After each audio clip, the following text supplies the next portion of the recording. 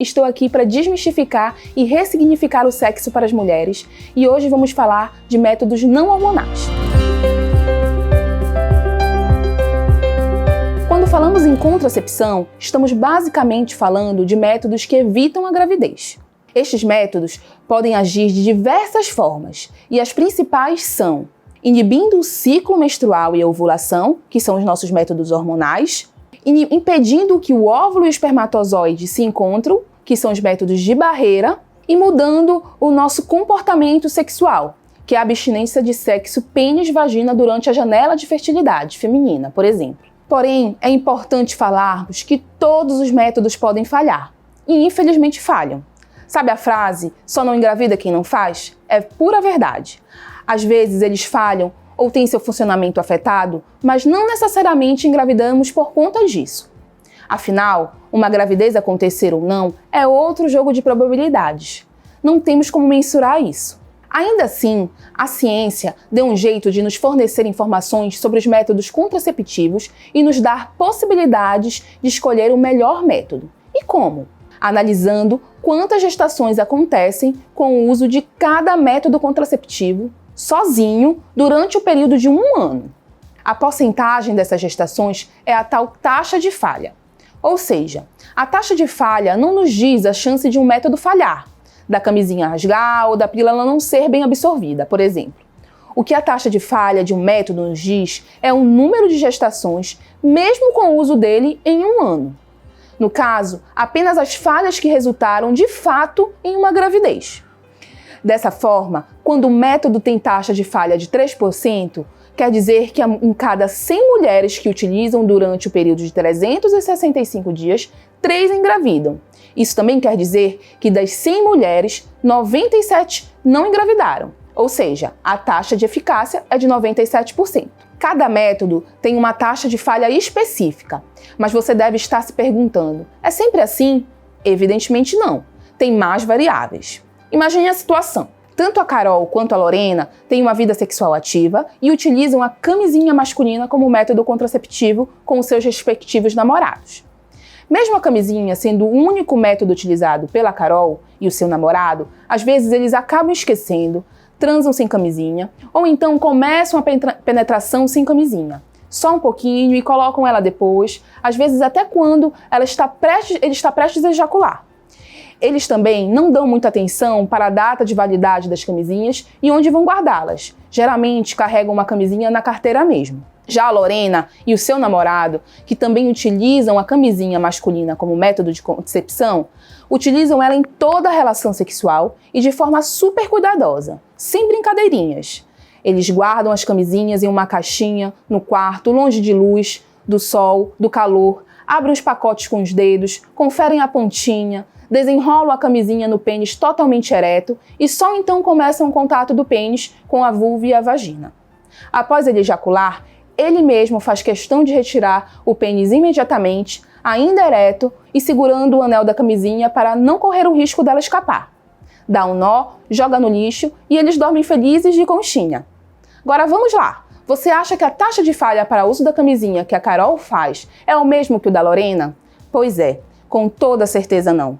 A Carol e o seu namorado fazem o uso típico comum da camisinha, enquanto a Lorena e o seu namorado fazem o uso perfeito da camisinha. O uso típico é quando o método não é utilizado sempre ou não é utilizado de forma correta. Já o uso perfeito é quando o método é utilizado sempre e de forma correta. A taxa de falha de um método geralmente é afetado pelo seu uso. No caso da camisinha, por exemplo, a diferença é gigante quando cerca de 18 de 100 mulheres engravidam em um período de 1 ano, fazendo uso da camisinha tal como a Carol e seu namorado. Apenas 2 de 100 engravidam fazendo uso supostamente tal como a Lorena e o seu namorado. Por isso, quase todos os métodos possuem uma taxa de falha para uso típico e uma taxa de falha para uso perfeito. E às vezes elas são discrepantes. As taxas de falha são informativas, mas não devem nos provocar pânico. São muitas variáveis envolvidas. E bom, sexo envolve riscos. Praticar sexo seguro minimiza muito esses riscos. E é isso que a gente deve buscar. Já entendendo o que é taxa de falha e uso perfeito e típico, vamos falar de métodos contraceptivos não hormonais que têm disponíveis e o nível de eficácia deles. De qualquer forma, vamos falar dos métodos não hormonais mais comuns dentre os reversíveis, separadamente. A camisinha é um método de barreira que evita que os espermatozoides entrem em contato com a vulva, vagina e o útero. É prática, acessível, reversível, imediatamente eficaz, sem efeitos colaterais para a maioria das pessoas e ainda é o único método que também protege de infecções sexualmente transmissíveis. O principal contra é a resistência das pessoas em utilizarem em todas as relações sexuais, além de um bom uso depender completamente dos usuários, ou seja, mais sujeito a falhas. Ainda existe a possibilidade de romper ou escapar, o que quase sempre está relacionado a má colocação, mau armazenamento e o falta de lubrificação. Taxa de falha de uma camisinha masculina é de 2% em uso perfeito e 18% em uso típico. E já a taxa de falha de camisinha feminina é 5% em uso perfeito e 21% em uso típico. Vamos falar agora do DIU, que é um dispositivo que é colocado dentro do útero através de um procedimento realizado por um profissional de saúde capacitado. O cobre provoca mudanças bioquímicas e morfológicas no endométrio, que é a camada interna do útero, e do muco cervical. Pode também alterar o oócito, que é o óvulo pré-maduro. É um método reversível, imediatamente eficaz, duradouro. O mesmo DIU pode ser utilizado por até 10 anos e com eficácia altíssima, maior que a pílula, por exemplo. Isso porque ele não depende do bom uso da pessoa, simplesmente se está dentro da cavidade uterina, está funcionando. Os principais contras se devem ao fato de ser invasivo, necessitando de inserção profissional. Também pode ter uma adaptação complicada para algumas pessoas, como o aumento do sangramento e das cólicas. DIU de cobre e prata veio para melhorar esses padrões, porém duram apenas 5 anos. A taxa de falha do DIU em uso perfeito ou típico é de 0,6% a 0,8%. Agora vamos falar do diafragma. É como um disco feito de silicone ou látex que deve ser colocado dentro da vagina. Ele é um método de barreira, posicionado para vedar o colo do útero, evitando a entrada dos espermatozoides. Ele é lavável, reutilizável por até 3 anos, pode ser utilizado com espermicida, embora não se comercialize mais espermicidas aqui no Brasil. Ele existe em vários tamanhos e precisa da medição de um profissional capacitado para isso. Isso é fundamental para o seu encaixe correto e para a sua eficácia. Entre os contras estão o fato de precisar colocá-lo antes da relação sexual ou algumas horas antes, ou seja, requer planejamento, e eficácia é mais baixa entre os métodos de barreira. A taxa de falha para mulheres que já tiveram filhos também é ligeiramente maior do que para as mulheres que nunca tiveram. Então, a taxa de falha do diafragma é de 4 a 8% em uso perfeito, com espermicida, e de 12 a 29% em uso típico. Vamos falar agora dos métodos baseados nos sinais de fertilidade.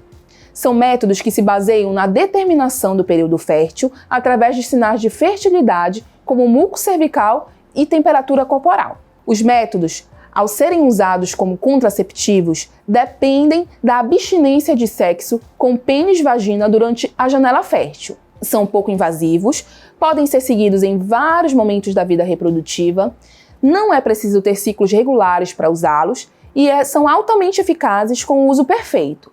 Os principais contras são as necessidades de autoconhecimento e disciplina para seguir as regras, e também de dizer não na hora que você está mais receptível. Difícil, não é? Entre os métodos de percepção da fertilidade, o sintotermal é o mais famoso.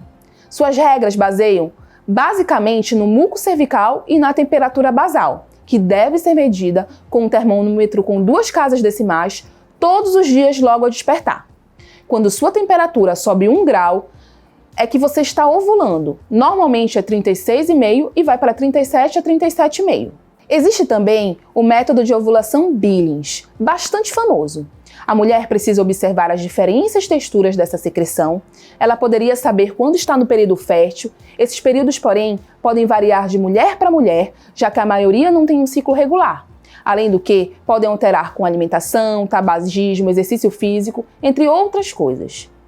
A taxa de falha do método sintotermal é de 0,3% em uso perfeito e 24% em uso típico. A taxa de falha do MOB é de 3 a 4% em uso perfeito e 24% em uso típico. O método conhecido como tabelinha é um método baseado no calendário.